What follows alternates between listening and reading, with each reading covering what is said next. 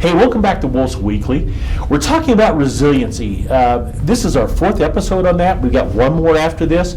But resiliency is the ability to be able to bounce back from life's disappointments, failures, and pains that life throws at us. And so last week we talked a little bit about toughening up, about all those things that hit us in life, about being able to bounce back. And sometimes you just have to decide to suck it up, buttercup. And so that's what we talked a little bit about. But this week we want to talk about something just a little bit different. The fourth thing we want to talk about is you being the architect of your own fate. You know, there's very few times in life where we are really in control of all our circumstances. Life throws things at us, but there are very few times that we can't control how we react to them. You know, as it turns out, you know, a lot of you guys that took psychology, you learned about Pavlov's dog and about his, every time the bell would ring, he slobbered, that was his response.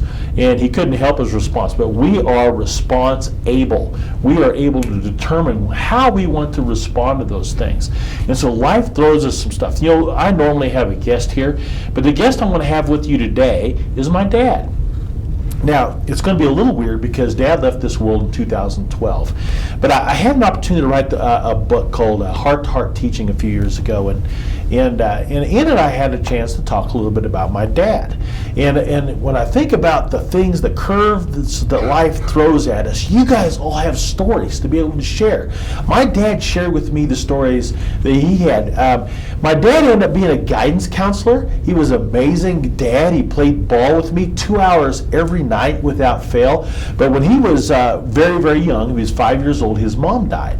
And his dad was a truck driver and kind of abandoned him. So he bounced around relatives all over the place and never really had anyone that loved him.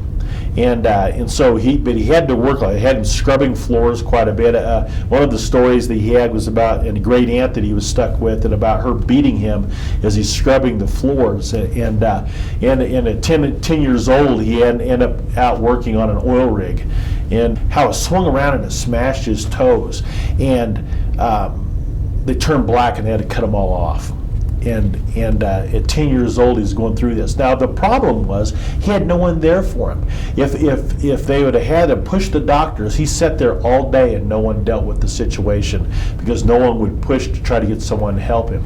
And so eventually he ended up in Kansas City kind of alone at 16, and he got tuberculosis, ended up 6 months in a sanatorium.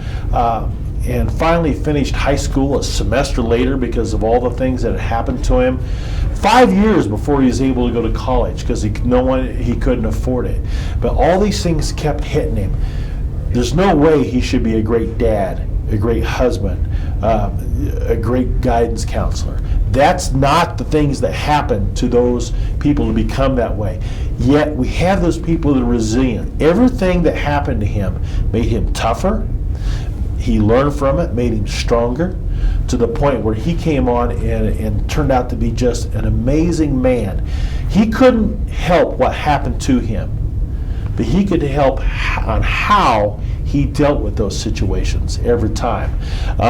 That's just a little small part about what I wrote about him in Heart to Heart Teaching. If you want to read it, it's out there. Go to Amazon, have fun. But it's a short, sweet read, but I will tell you, much of it is about resilient people and about us helping them become stronger. We need to help our kids. They need to hear your story. You've got stories, you've got to tell it. Teachers, you've got to tell your story of success, of bouncing. Parents, you've got to tell them that story. There's amazing things that will help our kids. They need to know that it's possible to be able to deal with what life throws at us, and that we are able to be able to determine to do that. We can decide how we respond to life's tough things. So guys, thanks for tuning in a little bit at Woolf Weekly, and we'll catch you next week.